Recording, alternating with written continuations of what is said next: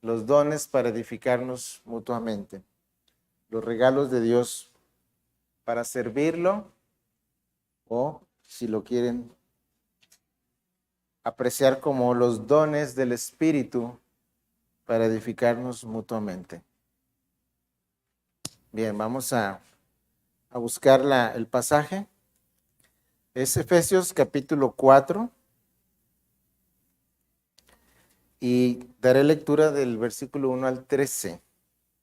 Si ustedes tienen su Biblia o quieren seguir la proyección acá. Yo pues, prisionero del Señor, les ruego a ustedes que ruego que ustedes vivan de una manera digna de la vocación con que han sido llamados. Que vivan con toda humildad y mansedumbre, con paciencia, soportándose unos a otros en amor, esforzándose por preservar la unidad del Espíritu en el vínculo de la paz. Hay un solo cuerpo y un solo Espíritu, así como también ustedes fueron llamados a una misma esperanza de su vocación. Un solo Señor, una sola fe, un solo bautismo, un solo Dios y Padre de todos, que está sobre todos y por todos y en todos. Pero a cada uno de nosotros se nos ha concedido la gracia conforme a la medida del don de Cristo. Por tanto, dice, cuando ascendió a lo alto, llevó cautivo un gran número de cautivos y dio dones a los hombres. Esta expresión, ascendió, ¿qué significa sino que él también había descendido a las profundidades de la tierra? El que descendió es es también el mismo que ascendió mucho más arriba de todos los cielos para poder llenarlo todo. Él dio a algunos el ser apóstoles, a otros profetas, a otros evangelistas, a otros pastores y maestros, a fin de capacitar a los santos para la obra del ministerio, para la edificación del cuerpo de Cristo, hasta que todos lleguemos a la unidad de la fe y del pleno conocimiento del Hijo de Dios, a la condición de un hombre maduro, a la medida de la estatura de la plenitud de Cristo. Vamos a orar. Nuestro Dios, te damos muchas gracias esta mañana. Derramamos nuestro corazón ante ti con gratitud, Señor. Al acercarnos a tu palabra, no podemos dejar de ver la gracia que nuestro Señor resucitado ha concedido a su iglesia, a nosotros. Estos dones extraordinarios, personas capacitadas, dones para cada uno de tus hijos, es un regalo que junto con la salvación no merecemos. Sin embargo, en ese amor y misericordia te ha placido entregarnos a cada uno de los que somos tuyos una virtud, una habilidad, algo para relacionarnos contigo y con los demás.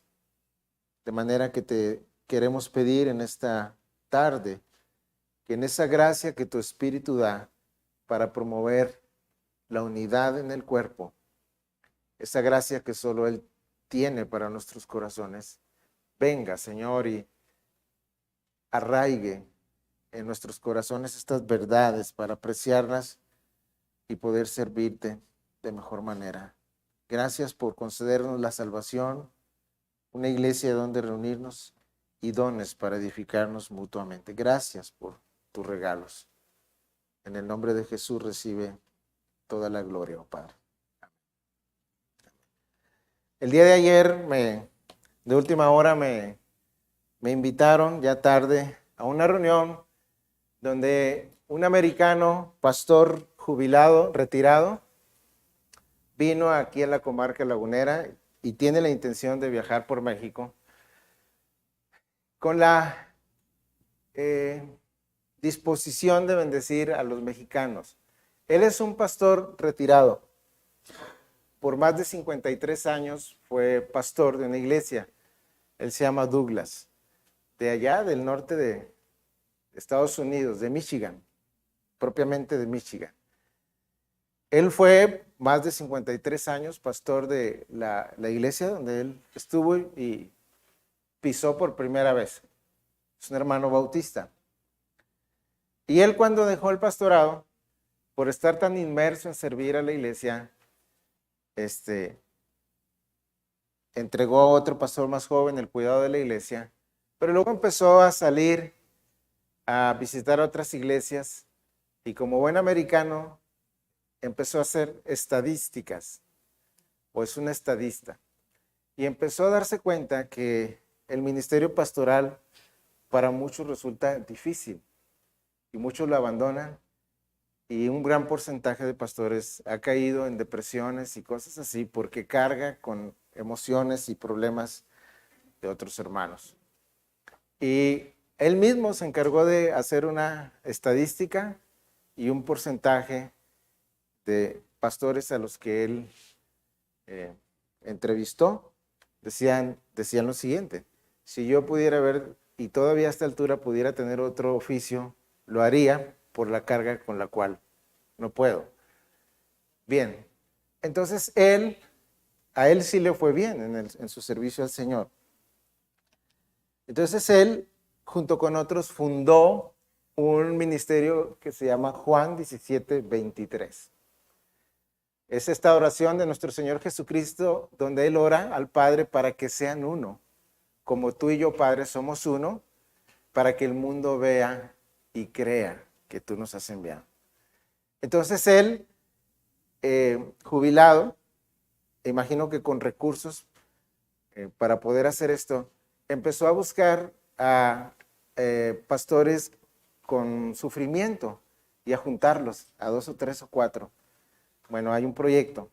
Entre 4 y 5 se juntan para estar como amigos, abrir su corazón unos con otros y para promover la unidad lejos de algunos puntos de diferencia que podamos tener. Es interdenominacional esto que está buscando él. Y entonces empezó a crecer esto y empezaron algunos pastores a sumarse al proyecto. Bueno, la intención es promover la unidad y cuidarse unos a otros. Fíjense nada más para decirles lo que me llamó la atención. Entre lo que hacen ellos, los que se suman al proyecto, es que si un hermano del Oriente pasara por esta congregación o cerca, él se detiene, donde esté más cerca de aquí, lo recuerde, y ora por la iglesia esta, y por los que se congregan y por los pastores, independientemente de la postura doctrinal, ¿sí? Buscando la unidad. Entonces ha surgido este movimiento muy hermoso allá en el norte de Estados Unidos y se interesan por el pueblo mexicano. Y bueno, nos ofrecieron a 8 hermanos que estábamos ahí que iniciáramos algo aquí. Pues nosotros vamos a orar. Pero el punto es que él está buscando la unidad. Y este pasaje al que acabamos de ver, si hay algo que domina el pasaje, es eso, la unidad. Un Dios, un espíritu, una iglesia, un pueblo, un ministerio, etc. El Espíritu Santo, cuando el Señor asciende a los cielos y nos regala la presencia del Espíritu, es para que guardemos la unidad. Nosotros no formamos la unidad, la iglesia, la forma el Espíritu y nos llama a no romper la unidad. Somos ladrillos, como metafóricamente está explicado en las Escrituras, que vamos edificando un edificio basado en una piedra angular, como lo vimos en la última predicación de Marcos. El fundamento es Cristo nuestro Señor. La doctrina es el fundamento de los apóstoles y sobre la doctrina de los apóstoles va conformado el edificio, así metafóricamente descrito, para morada de Dios por el Espíritu. Esta es la iglesia, ¿sí? Conformada por hombres dotados a un principio, llamados apóstoles, con la doctrina, y todos los demás entrelazados, participando en la edificación de este edificio, metafóricamente hablando, llamado iglesia o casa donde Dios mora, ¿verdad? Y los dones que se entregan a la iglesia, a los creyentes, tienen una finalidad, ¿sí? La edificación del cuerpo de Cristo, la formación de la casa de Dios para que Dios habite allí.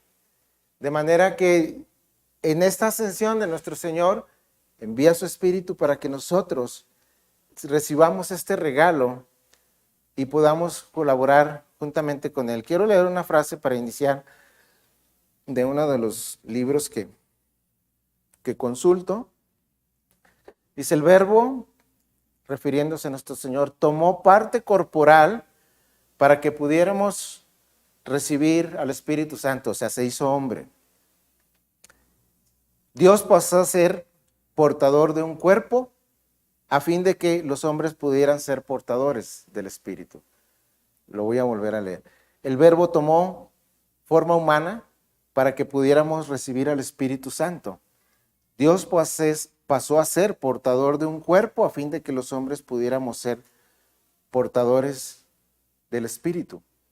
Y así el Cristo ascendido continúa mostrando su amor a su pueblo mediante el Espíritu, entregándoles dones, regalos, ¿sí? Ahora, ¿cuál es la intención de tomar estos 3 o 4 domingos para hablar acerca de los dones? Bueno, que la edificación de la iglesia y la labor de la iglesia no está dejada a los recursos humanos de los miembros que la componen. En su misericordia, cuando el Señor llamó a su pueblo en el Antiguo Testamento, les dijo una verdad que debe ser clara para nosotros. Cuando Él los llamó, les dijo: sed santos, porque yo soy santo. O sea, si ustedes se van a relacionar conmigo, yo como su Dios, un Dios santo, yo les voy a entregar instrucciones y les voy a dar regalos para que puedan adorarme de forma correcta. Veamos un pasaje que viene en Éxodo 31, simplemente para conectar la idea general de lo que quiero compartir. Éxodo capítulo 31. Pasajes atrás, capítulos atrás, se está hablando de el modelo del tabernáculo y todo lo que va a suceder ahí. ¿Qué es el tabernáculo? A una ciencia resumida, vamos a un concepto resumido, era el lugar donde Dios descendía para encontrarse con su pueblo. Pero había una regulación allí para que el pueblo pudiera acercarse a Dios. Había una regulación, las personas no podían ir y encontrarse con Dios sin una meditación, sin un entendimiento, porque el Dios, el que se reveló, es santo. Y entonces, en el capítulo 31 dice lo siguiente: el Señor habló además a Moisés diciendo: mira, he llamado por nombre a Bezalel, hijo de Uri, hijo de Ur, de la tribu de Judá. ¿Qué más dice? Lo he llenado del Espíritu de Dios en sabiduría, en inteligencia, en conocimiento y en toda clase de arte, para elaborar diseños, para trabajar en oro, en plata y en bronce, y en el labrado de piedras para engaste y en el tallado de madera, a fin de que trabaje en toda clase de labor. Él tomó a su pueblo y facultó a unos de manera especial por su espíritu. El lugar del tabernáculo era hermoso, porque representaba a un Dios hermoso y santo. Todos esos detalles que nosotros vemos en el tabernáculo tenían la intención de reflejar algo de la gloria de Dios. Y los hombres no podían ellos por sí mismos hacer un tabernáculo a su propia imaginación o a su propio diseño. Sed santos porque yo soy santo. Y como me van a adorar a mí, entonces yo les voy a dar a algunos hombres capacitados para que realicen todo lo que necesitan en el tabernáculo y entonces yo pueda descender y encontrarme con ustedes. Eso lo hizo en el Antiguo Testamento. Y en el Nuevo Testamento, en el pasaje que estamos estudiando, en Efesios, si regresamos a Él, solamente fue como una forma de conectarnos a la historia de la salvación para entender que no adoramos a Dios conforme a nuestras ocurrencias. Él ha diseñado de una forma tan clara su plan para la iglesia. Y entonces nos encontramos nuevamente aquí, en Efesios capítulo 4.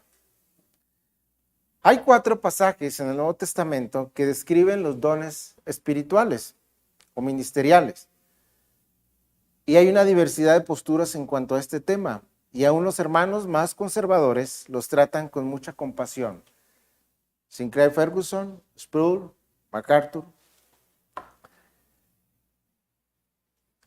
Y este otro hermano que vimos un estudio. O sea, los investigué a los 4. No voy a desarrollar en estos 2 o 3 domingos y no voy a intentar explicar la definición de cada don. No, voy a tomar un panorama general. ¿Por qué fueron dados? Y cómo se deben usar. Y le voy a decir la razón, hermanos. Ni ellos se ponen de acuerdo totalmente.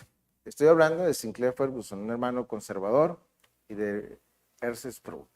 O sea, ellos coinciden en que lo que debemos entender acerca de los dones es que son fundamentales para la iglesia, para que opere. Y lo que sí es que se pueden resumir en dos tipos de don. Los de habla, ¿sí? El ministerio de enseñar, conocimiento, sabiduría, lenguas, interpretación de lenguas, exhortar, evangelistas, pastores y maestros, son los dones de habla. O sea, si revisamos los 4 pasajes, y luego están los dones de acción: misericordia, administración, sanidad, servir, presidir, milagros, etc. ¿Sí? Y lo que nosotros encontramos es que sean los dones que tengamos y la responsabilidad que asumamos de ellos, hay una verdad predominante en el Nuevo Testamento. Y ese es ahí donde voy. Tienen que ser usados con amor. ¿Lo recuerdan? Sí, tienen que ser usados con amor. ¿Sí? Si yo hablase lenguas, dice, por cierto que ahí se ha interpretado que Pablo hablaba lenguas angelicales. No, es un caso hipotético que él está diciendo. Si yo hablara lenguas angelicales y de ahí se toma una rama del cristianismo, que Pablo hablaba lenguas angelicales, eso es romper el sentido del versículo. Él está diciendo para corregir un problema. Si yo hablara lenguas angelicales, si no tengo amor, de nada me sirve. Por eso le digo, puede haber mucha controversia en esto y no es mi intención. Simplemente lo que sí quiero decir es que todos los dones fueron entregados a la iglesia, todas las capacidades para el bien común y para el bien de otros, y deben ser usados en amor. Así podemos resumir lo que queremos decir. Fueron dados cada don a cada uno de los creyentes para el bien común, para el bien de otros, y deben ser usados en amor. Eso es lo que resume la doctrina de los dones, ¿sí? Y luego ya hay, si ustedes se van a las palabras griegas y todo eso, puede ir comprendiendo el alcance de estos dones. Entonces, ese será el enfoque de mi participación en estos domingos. Bien, vamos a regresar a Efesios 4. Son para lograr la unidad de la iglesia. Versículo 7 en adelante. Pero a cada uno de nosotros, Efesios 4:7, se nos ha concedido la gracia conforme a la medida del don de Cristo. Por tanto, dice, cuando ascendió a lo alto, llevó cautivo un gran número de cautivos y dio dones a los hombres. Esta es una cita del Salmo 68:18, que no veremos su contexto por falta de tiempo. Esta expresión, ascendió, ¿qué significa? Sino que él también había descendido a las profundidades de la tierra. Por cierto, ahí también han interpretado que está hablando del infierno y no es así. descendió a lo más bajo como un ser humano y a la tierra. Sí, aquí con nosotros. Estoy regresando al texto. Para poder, el que descendió, perdón, es también el mismo que ascendió mucho más arriba de todos los cielos para poder llenarlo todo. Era necesario la ascensión del Señor. Y Él dio, note la palabra, algunos, el ser apóstoles, a otros profetas, a otros evangelistas, a otros pastores y maestros. ¿Con qué fin, hermanos? ¿Con qué fin Dios regaló, como en Éxodo 31, a hombres capacitados? ¿Con qué fin Dios regala a hombres dotados a las congregaciones? Para edificar al cuerpo, para lograr una unidad de pensamiento, de concepto de Dios, de doctrina. ¿Sí? Y si Cristo es la piedra angular donde la iglesia está edificada, como lo vimos en el último pasaje de Marcos, la iglesia, como dice un autor, dice, toda construcción ha de tener un fundamento firme. Noten este párrafo. Toda construcción ha de tener un fundamento firme. El templo espiritual, que es la iglesia del Dios vivo, tiene una piedra angular única e insustituible, que es Jesucristo. Luego, los apóstoles que él escogió y llamó constituyen el fundamento también único sobre el que la iglesia se levanta. Y esta elevación es la formada por todos los creyentes, el edificio que ha de servir para la morada de Dios en espíritu, cuyo secreto se halla en la interacción que mantienen con la piedra, Cristo, pasando por el fundamento. Entonces, ¿qué quiero compartir? Veamos el versículo 20 del capítulo 2. Quiero ser lo más preciso en esta explicación que pueda. Desde el 19, Efesios 2, 19. Un poco de contexto. La iglesia de Éfeso estaba recibiendo instrucción del apóstol. Como son gentiles junto con nosotros, obvio que los gentiles en el antiguo pacto no eran parte del pueblo de Dios. Y ahora les está diciendo, ustedes por una misericordia y un regalo de Dios, por Cristo, nuestro Señor, ahora ya son parte del pueblo de Dios. Igual que como Dios escogió en el pasado a una nación, a ustedes ahora ya son parte, igual que ellos. Así pues, ustedes, desde el versículo 19, ya no son extraños para Dios, ni extranjeros, sino que son conciudadanos de los santos y son de la familia de Dios. Y están edificados sobre el fundamento de los apóstoles y profetas, siendo Cristo Jesús mismo la piedra angular, en quien todo el edificio bien ajustado va creciendo para ser un templo santo en el Señor. En Cristo también ustedes son juntamente edificados para morada de Dios en el Espíritu. ¿Dónde mora el Espíritu de Dios hoy en día? ¿Dónde está la presencia de Dios hoy en día? En el antiguo pacto venía y se iba, venía y se iba. El pecado del pueblo, la indiferencia del pueblo alejaba a Dios y su gloria. Y ahora, en la era de la iglesia, el Espíritu mora en cada uno de los suyos. La presencia de Dios está en cada uno de los suyos, para no irse jamás. Y esto fue gracias a la obra de Cristo y en esa misericordia de Él de continuar dándole amor a la iglesia, pues les envió a nuestro Señor Jesucristo, al Espíritu para morar. Esto como que no está dentro de nuestro alcance total, pero Dios mora por su Espíritu en los creyentes y en su iglesia. Bien, pero regresemos al versículo 20. ¿Dónde está edificada o cómo se edifica la iglesia según el versículo 20? Bueno, la iglesia está edificada sobre la doctrina de los apóstoles. bueno, del tiempo que compartí el Evangelio de Marcos, me surgió la inquietud de conectarme con este tema. Llama a unos hombres de toda clase, unos cobradores de impuestos, otros pescadores, etcétera, y les dice, vengan, les voy a hacer pescadores de hombres. Están a su lado por 3 años, viendo lo que él hacía y el ministerio, y ellos iban a ser usados.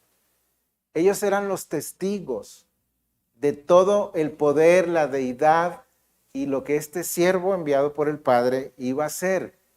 Ahí están captando todo lo que su maestro les está enseñando, y ellos iban a tener la autoridad de definir la doctrina porque estuvieron al lado de su maestro, ¿sí? Y entonces, él es la piedra angular. Los apóstoles predicaban acerca de Cristo como la piedra angular y predicaban que en ningún otro había salvación porque habían comprendido por la obra del Espíritu todo lo que les enseñó, y con el tiempo empezaron a predicar lo que aprendieron.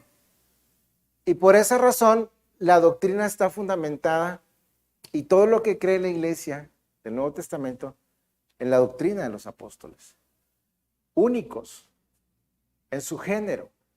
Ahora, no nos confundamos, la palabra apóstol significa uno que es enviado.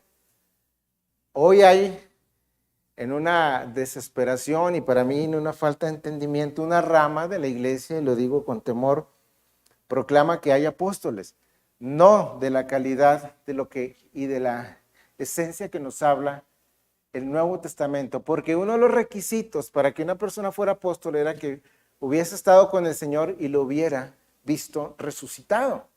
Es tan clara la Escritura y no se pueden violar esos preceptos.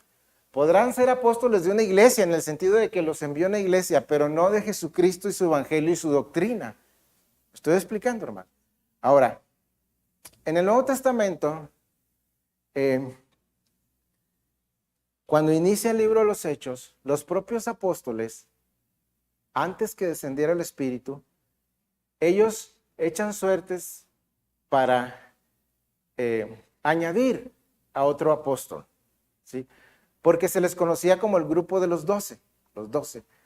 Uno había traicionado al Señor, proféticamente estaba dicho que uno lo iba a traicionar y lo iba a herir, etcétera, el hijo de perdición. Y los apóstoles, en esa comprensión, eligen uno. El libro de los Hechos, hermanos, está escrito como una narrativa. O sea, se está escribiendo lo que sucedió. Y no significa que es un modelo doctrinal en cada aspecto que está allí, que la iglesia deba seguir. Por ejemplo, cuando vendieron sus bienes todos, los primeros creyentes, no es un aspecto regulatorio para cada época de la... Está narrando lo que sucedió, hechos, narrativa. Y el hecho de que los apóstoles hayan seleccionado un apóstol más, no significa que fuera el apóstol seleccionado por Dios, porque él tenía otro. Él tenía otro, el apóstol Pablo, que lo vio resucitado y que tenía todas las credenciales de ser un apóstol. Le vio resucitado en gloria, al punto que lo deja ciego, ¿verdad? Yo tengo, este es mi 12º apóstol, ¿verdad? Y es el apóstol que nosotros vemos con una trascendencia en el Nuevo Testamento. Y él, este 12º apóstol, es uno de los que más escribe en el Nuevo Testamento y define la doctrina. Por 3 años fue enseñado, según lo que entendemos en la carta de Gálatas, por el Señor mismo. Él lo dijo en varias partes: yo recibí del Señor lo que les estoy enseñando. De manera que la iglesia está fundamentada en la doctrina de los apóstoles. Por eso es importantísima la doctrina. Importante lo más que nos podamos acercar a la correcta doctrina, ¿sí? Siendo la principal piedra del ángulo Jesucristo. Ellos siempre tuvieron tan claro que Cristo es el único Salvador y predicaban a Cristo y a este crucificado y etcétera. Y la doctrina que establecieron los apóstoles es el fundamento doctrinal y de veracidad, donde el pueblo de Dios, como en el Antiguo Testamento, ahora el pueblo de Dios puede ser santificado, transformado, llevado a una madurez para que se asemeje a su Hijo Jesucristo. Es la doctrina de los apóstoles, como ellos vieron con su Señor caminando todos los aspectos doctrinales y aplicándolos, ya escribiéndolos en lo que nosotros conocemos como el Nuevo Testamento. Bueno, ¿por qué estoy compartiendo esto, hermano?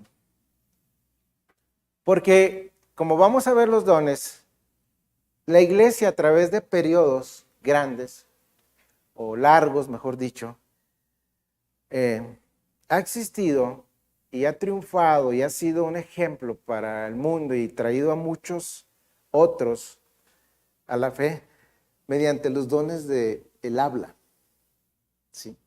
O sea, ha habido periodos donde no ha sido manifestado sanidades, con dones, ni lenguas, ni etcétera. O sea, los dones extraordinarios que algunos conocen como milagrosos. Y la iglesia ha funcionado perfectamente. ¿Por qué estoy diciendo esto, hermano? Porque de un tiempo acá hay una controversia donde si no están los dones que existieron y que aparecen en la carta a los Corintios, entonces no es una iglesia con poder. Me estoy refiriendo a lenguas y sanidades y de ese tipo. Pero una iglesia puede funcionar correctamente. ¿Cómo viene el conocimiento del pecado, hermanos? ¿Cómo viene la conversión del pecador? Por la predicación del Evangelio. En los primeros versículos del Evangelio de Marcos, el Señor hace un milagro y luego muy temprano, muy de mañana van a buscarlo porque andaba orando. Veamos ese texto porque quiero fundamentar lo que quiero decir. Yo no estoy en contra de los dones ni estoy diciendo categóricamente algo que no dice las Escrituras, pero debe quedar en su debido orden.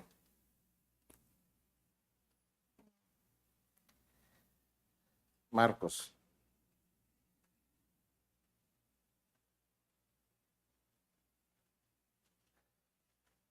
Voy.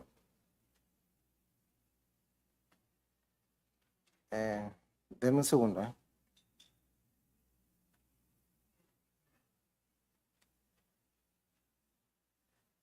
Aquí el 35, 1:35. Levantándose muy de mañana, cuando todavía estaba oscuro, Jesús salió y fue a un lugar solitario y ahí oraba. Simón y sus compañeros, Marcos 1:35. Simón y sus compañeros salieron a buscar a Jesús y lo encontraron y le dijeron, te buscan. Una multitud, ya había hecho algunas sanidades. Jesús le respondió, vamos a otro lugar, a los pueblos vecinos. ¿Para qué? Para que yo predique también ahí, porque para esto he venido. O sea, cualquier multitud, y de hecho él lo hizo en ocasiones que iba tras de él, él se paraba, ¿qué buscan? Ustedes me están siguiendo porque comieron pan y se saciaron, ¿verdad? Y los confrontaba para que su búsqueda de él no fuera de ese tipo superficial, sino que él es el Salvador, ¿verdad?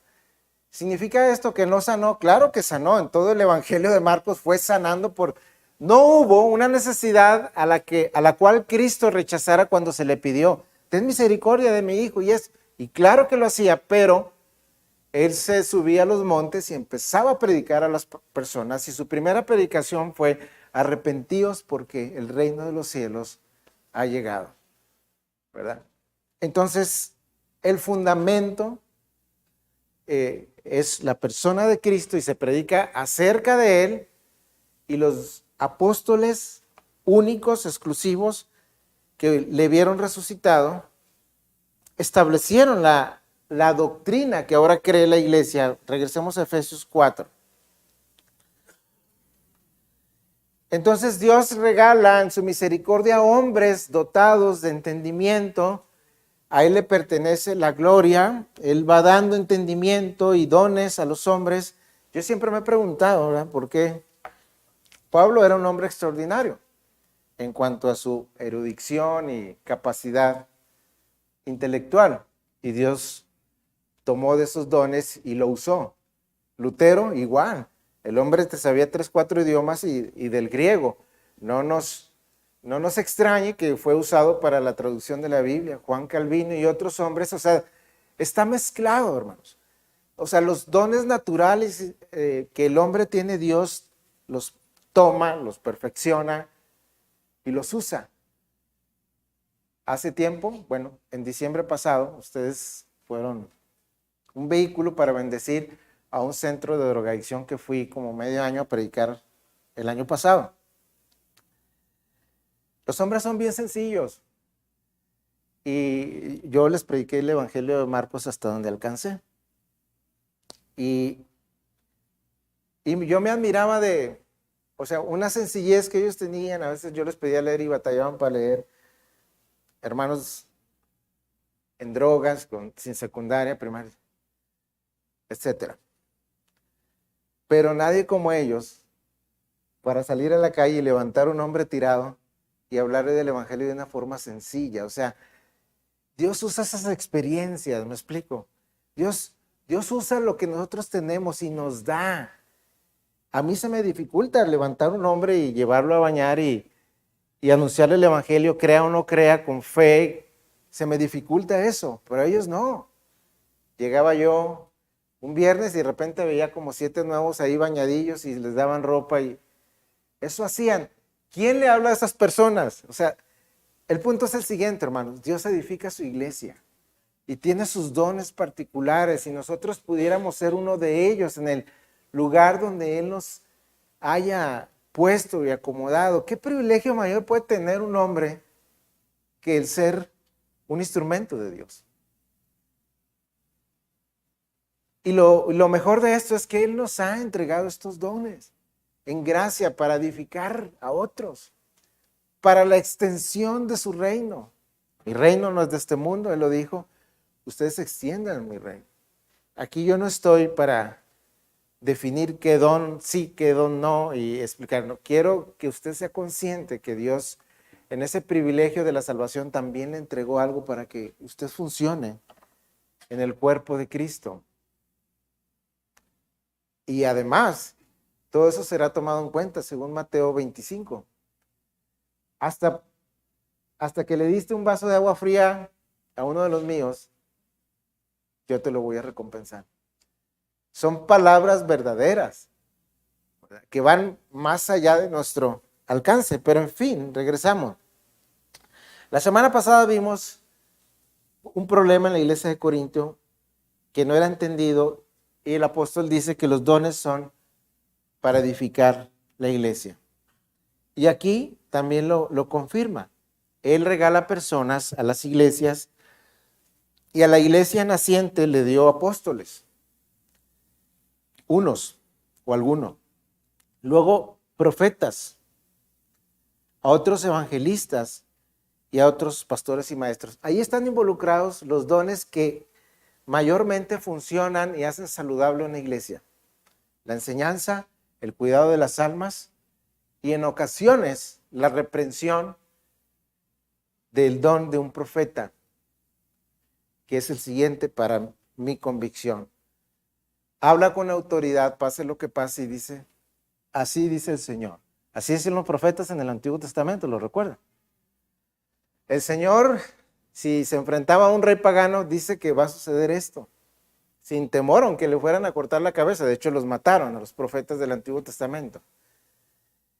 Y particularmente me he ganado enemigos porque a veces, pues hace un tiempo empecé a leer a Charles Spurgeon y yo citaba pensamientos de él para no adjudicármelos. Y de repente me llamaron por ahí a cuentas 3 hermanas y me dijeron, ¿por qué estás citando hombres si no es la Biblia? Yo no me puedo adjudicar pensamientos claros de otros hombres que son maestros. Si no los tuvimos aquí, lo tenemos por escrito y yo estoy aprendiendo de ellos y yo les trataba de dar mi explicación.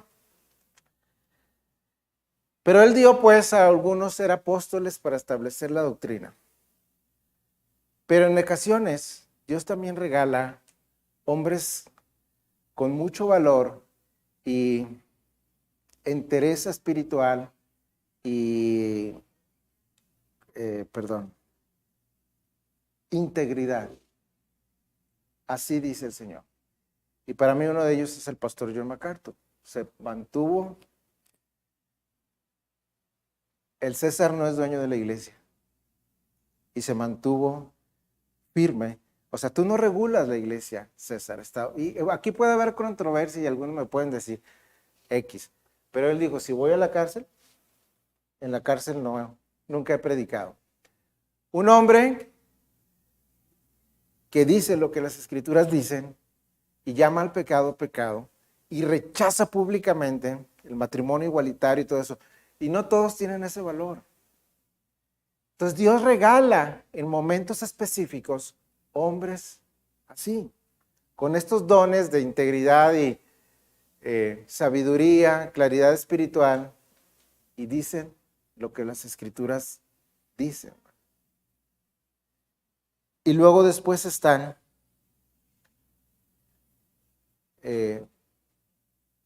evangelistas y pastores y maestros. Y todos ellos que tienen don del habla, del conocimiento, basados en la palabra y en la doctrina de los apóstoles, son dados a las iglesias, según el versículo 12, con una intención, a fin de capacitar a los santos, ¿para qué? La obra del ministerio y para la edificación del cuerpo de Cristo. Todos estos dones del habla, ya sea profecía, estrictamente como vienen las escrituras, enseñanza, el evangelismo, el discipulado y todo esto, son para conformar a la iglesia y llevarlos a una madurez, hermanos. Así como Él lo hizo en el Antiguo Testamento para que su gloria fuera manifestada en el tabernáculo y entregó hombres para que esto fuera posible, en el Nuevo Testamento Él entrega hombres y dones para que la iglesia pueda ser conformada por medio del conocimiento y el entendimiento a un carácter de la imagen de nuestro Señor Jesucristo. Y estos dones se expresan con una, o tienen que ser expresados, mejor dicho, con humildad, con amor. Y debe ser intencional esto, hermanos. Porque un don puede inclusive ser un tropiezo para uno. Yo puedo venir aquí y pretender que tengo el don de la enseñanza o algo así y llenarme de orgullo y el Señor no va a operar porque estoy en contra del espíritu del don que Dios me está entregando. Entonces el llamado que hacen las escrituras es que hay un plan, hermanos. Dios está edificando su iglesia, el Señor Jesucristo. Algunos no lo ven así. Algunos no alcanzamos a ver la dimensión de esto. Dios, aunque nosotros por momentos no tengamos un plan de evangelismo o cosas así, pues Dios lo está haciendo a través de otros lugares y otras partes y a través de los dones de sus hijos, con valor, orando por otros, hablando por otros, y se está estableciendo su reino mediante la predicación del evangelio. Y lo está haciendo y el tiempo viene de su regreso. Viene por su iglesia y viene el fin y viene la regeneración de todas las cosas. Y lo que a veces a nosotros nos oculta este mover de Dios y este ministerio, pues es nuestra falta de interés en ocasiones, en entender cómo funciona el reino y por qué Dios ha entregado todo esto. Bien. Entonces, a fin de capacitar a los santos, Dios entrega personas con dones del habla y de discernimiento, etcétera, para la obra del ministerio y para la edificación del cuerpo de Cristo, hasta que todos lleguemos, ¿a dónde, hermano? A la unidad de la fe. A la unidad de la fe, o sea, los dones también son en medida para que la iglesia crezca en unidad. Sí, hasta llegar a la unidad de la fe, que creamos lo mismo. Pensemos en un aspecto que nos puede simbrar un poquito. Las iglesias que han caminado por establecer la membresía, por decirlo así. ¿Quiénes son? ¿Quién pertenecen aquí? ¿Quién dijeron yo? ¿Quiénes se ve un compromiso? Hayan firmado o no hayan firmado, se nota que hay un cuidado de unos a otros, un interés, un compromiso en la asistencia, etcétera, etcétera. Pero resulta que alguno de nosotros ha caminado y se ha descuidado su vida y ha pecado y está manchando el nombre del Señor y de la iglesia. Hay una indicación clara de lo que debe hacer la iglesia. El Señor lo instituyó, pues llámenlo al arrepentimiento. Y si Dios le llama y le hace ver que no está de acuerdo a los valores y el andar digno del capítulo 4.1, pues entonces vuélvanle a decir. Si no, entre otros, díganle para que sepan que Él le interesa a otros, no nomás a uno o dos. Si no, pues dile a toda la iglesia, ¿verdad? Que oren y le digan a Él que está manchando el nombre de Cristo y de la iglesia local. Si no quiere hacer caso, tenlo por gentil, como alguien que no es parte, porque está rechazando el señorío de Cristo y el compromiso con la iglesia y con sus hermanos. Si nosotros hiciéramos algo de eso aquí, estaríamos velando por la santidad y la salud de la iglesia, hermano. Así es. La unidad de la iglesia. Quiero acordarme, parece que es Eclesiastés 10:1, por ahí dice que una mosca muerta que cae en un perfume. Las moscas muertas hacen heder al perfume del perfumista. Una mosca. Así una pequeña locura al que es estimado por sabio. Y se mancha el nombre de la iglesia. Entonces, ¿cómo logramos la unidad del entendimiento de este aspecto al que me referí? ¿Cómo nos cuidamos unos a otros? Pues hay que llegar a la unidad de la fe y tener conceptos claros para estar de acuerdo. Voy a dar un breve testimonio. Hace tiempo me hablaron de fuera porque alguien le dijo a una persona que yo podía recibir su llamada y lo estaban expulsando de la membresía de una iglesia. Y tenían razón en una medida las personas que le estaban apartando. Y yo le dije, bueno, pues humíllese, este es el camino que sigue, aquello,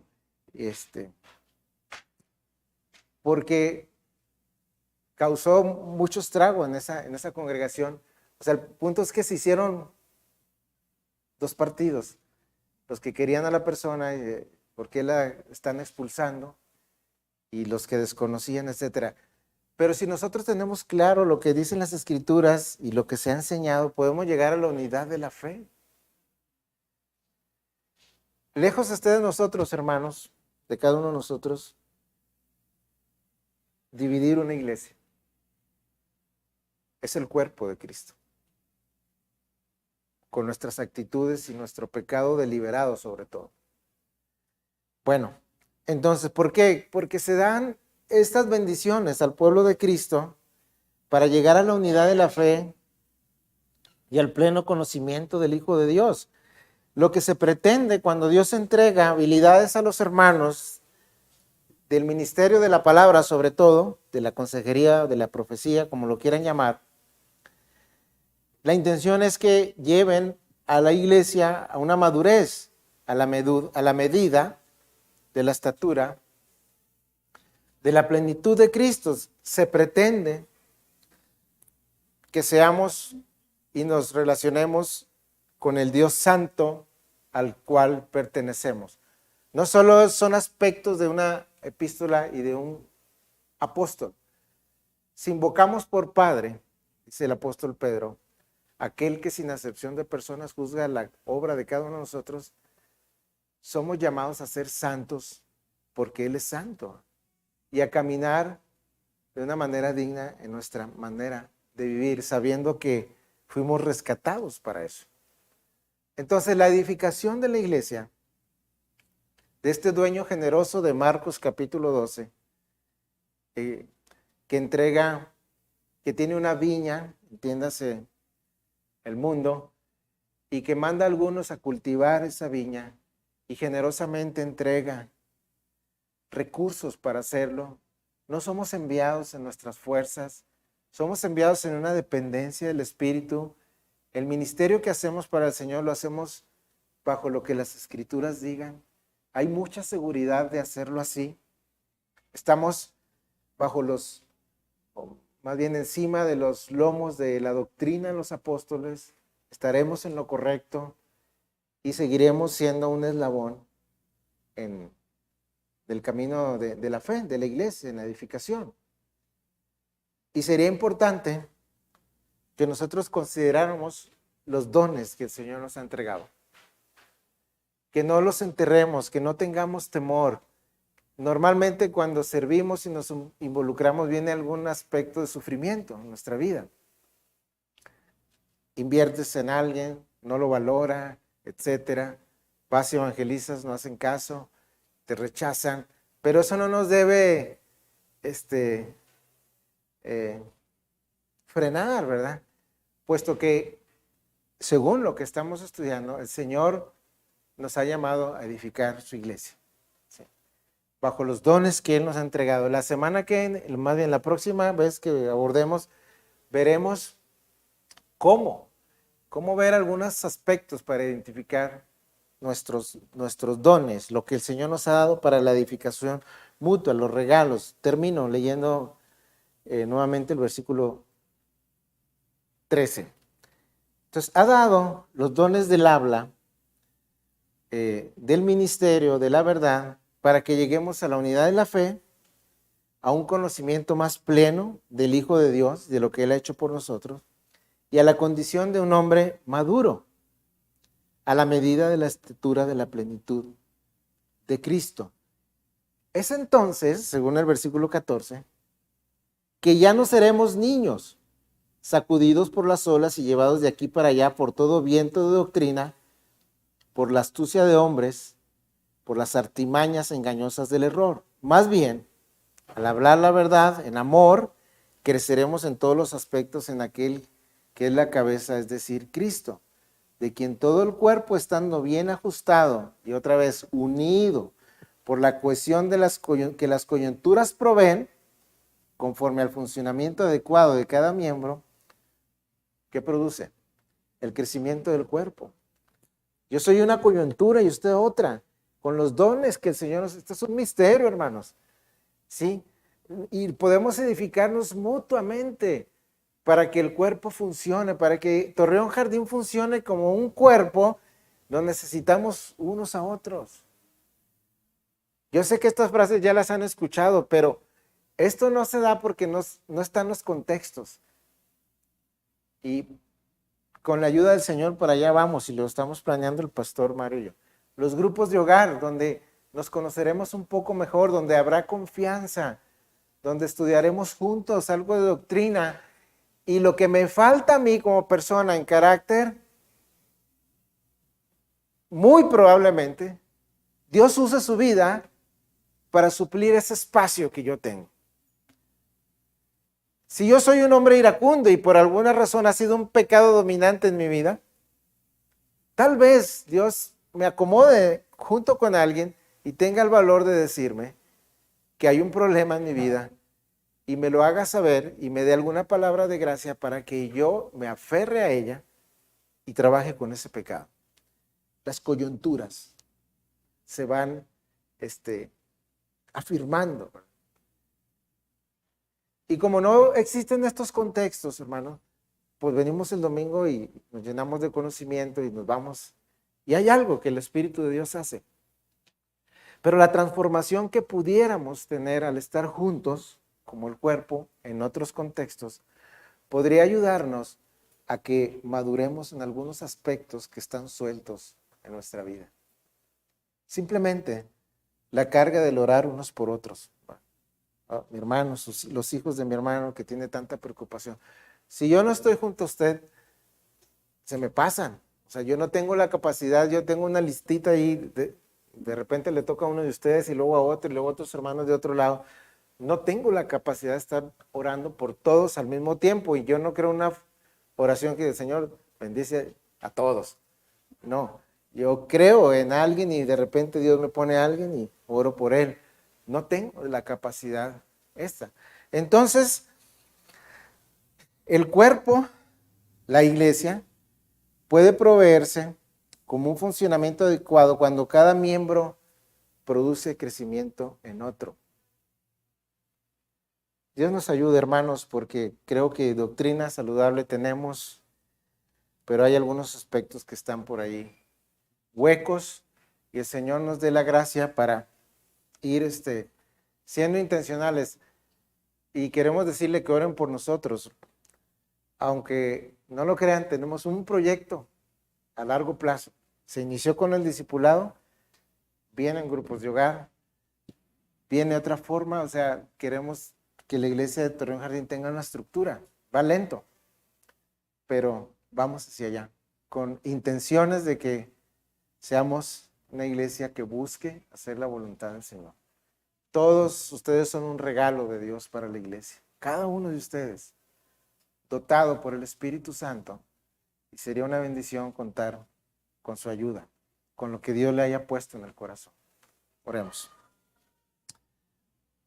Gracias te damos, oh Padre, por la generosidad de tu plan de redención. Gracias por tu Hijo, quien es la piedra angular de todo lo creado y de todo cuanto existe. Él fue al inicio junto contigo, según la epístola a Colosenses, nuestro Creador. Aún el Espíritu se movía en el silencio de esta tierra, el Espíritu Creador. ¿Cómo podemos comprender tus planes, Señor, si no es por tu gracia y por tu palabra? Y en esa generosidad nos has llamado a ser parte de tu pueblo. Y gracias por los hombres que nos has dado. Gracias por el hombre que me habló de tu palabra. Te alabo, Señor, y te doy muchas gracias por su vida.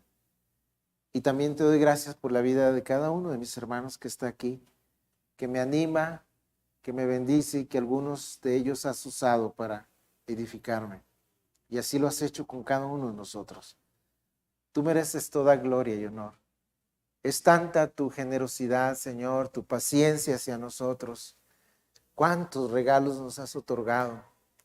El regalo de la salvación, el regalo de tu Espíritu, el regalo de tu iglesia. Algún día estaremos ante millares y millares y millares de hombres redimidos y a una entonaremos al Cordero que nos vino a salvar.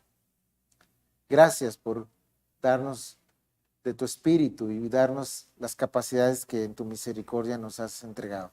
Ayúdanos a tener un entendimiento y ayúdanos a ser serios en este aspecto y pedirte que nos uses, Señor, y reveles lo que tú quieres que entendamos.